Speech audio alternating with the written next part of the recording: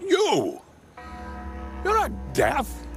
You're kind of Halloween costume, and not a very good one at that. Look at you. Cheap, cheap, cheap. Who are you? I am death. No, you're not. Let me see who you are.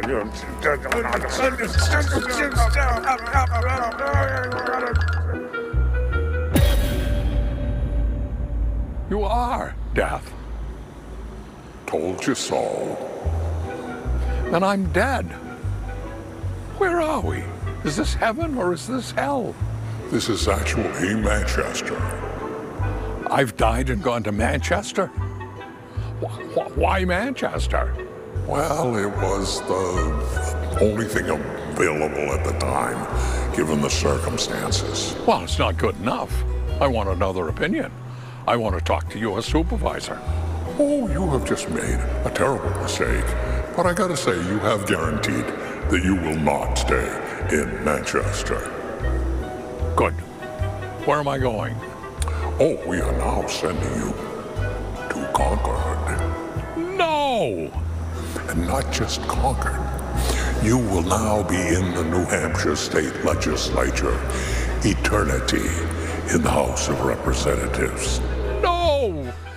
No! No, no, no, no, no, no, no, no!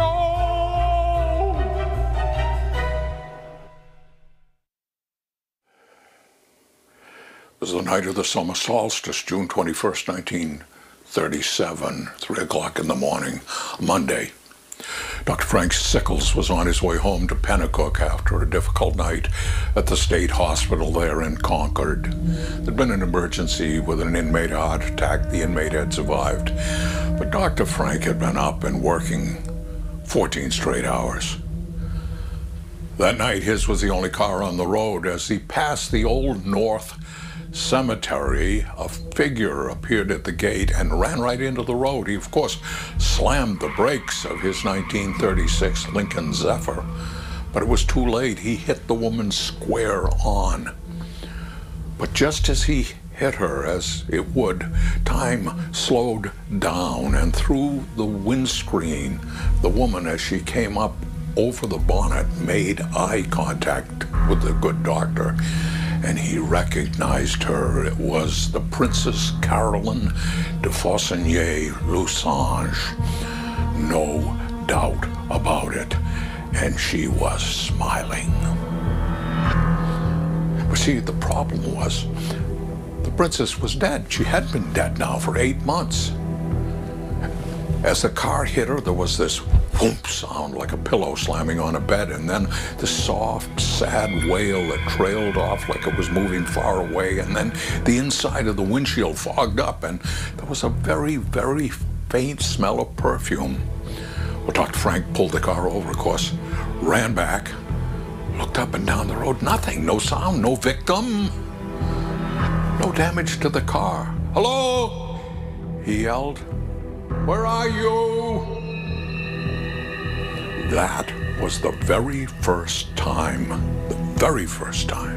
the ghost of the princess was seen. But you know, within an hour of the Concord incident, the princess was also seen in the hallway of the Mount Washington Hotel up in Bretton Woods. A chef on his way to the kitchen to get ready to prepare for breakfast, he saw her and he thought nothing of it. He pulled his forelock to her as she passed, but then he realized who it was and he looked back and she was gone. Now, in case you don't know, Princess Caroline de Faucigny-Lusange was, let me tell you, she had been the owner of the Mount Washington Hotel there in Bretton Woods. That's why the chef knew her.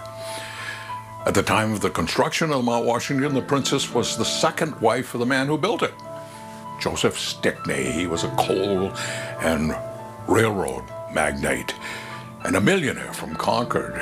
Her maiden name was Carolyn Foster. They married in 1894. She was 27, he was 54. That's 27 years, her senior. And of course, he spoiled his new wife shamelessly, and she loved him to death. But he died in 1904, only 1 year after the hotel was completed. Carolyn moved to Europe, but she returned each summer to oversee things at the hotel. She always stayed in the rooms she and Joseph occupied. In 1913, she met and married Prince Aymon de Faucigny-Lusange. The couple lived in Paris, except in the summers when they came back to Bretton Woods. Prince died in the spring of 1922. Caroline died in 1936. She is entombed in a classic Greek mausoleum there at the North Cemetery. And the man she occupies the sepulchre with is not Prince de Faucigny-Lusange. Rather, in death, Caroline lies beside the man she loved most in all the world, Joseph Stickney.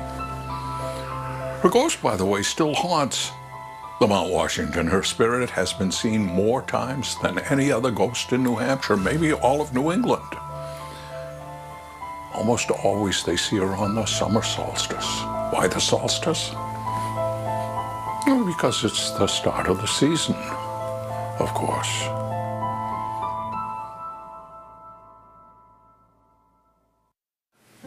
This is a story my grandfather used to tell every Halloween. See, grandfather, he was friends, actually grandfather and grandmother, they were friends with Lemuel and Olive Dooley. And the Dooleys lived in an old farm out on Polk Road in Benton. They had no children, but they did have chickens, a garden, a cow, and an old horse they called Frank. Well, in the middle of a summer night, Olive had a seizure, and she thrashed around so much in bed that she almost woke Lemuel up.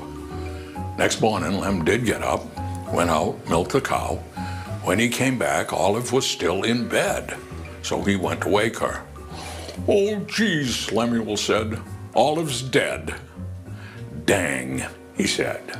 Now, being a Yankee, Lemuel didn't waste any time. He went right out to the work shed, and before noon, he had cobbled up a sweet little pine coffin.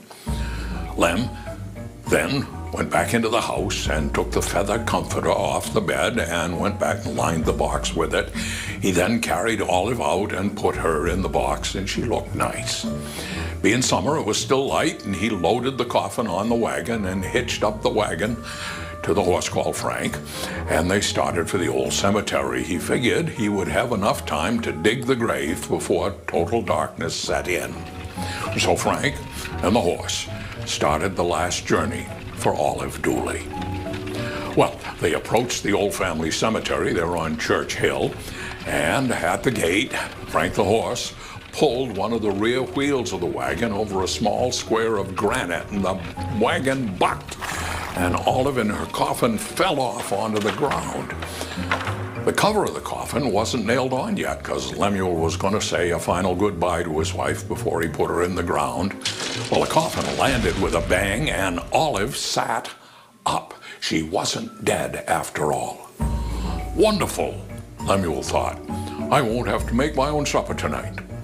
Well, Olive got better, and she lived another 4 years, but then she had another seizure, and she died a second time. And this time, Lemmy, he was ready for it. Coffin was still in the workshop. It only needed a little dusting, which he did, and he laid out his wife for a second time, and then he loaded the coffin onto the wagon, hitched up the horse, and as he got to the cemetery gates, he said to the horse, "Now, Frank," he said, "you mind that rock this time. You remember what happened before," he said.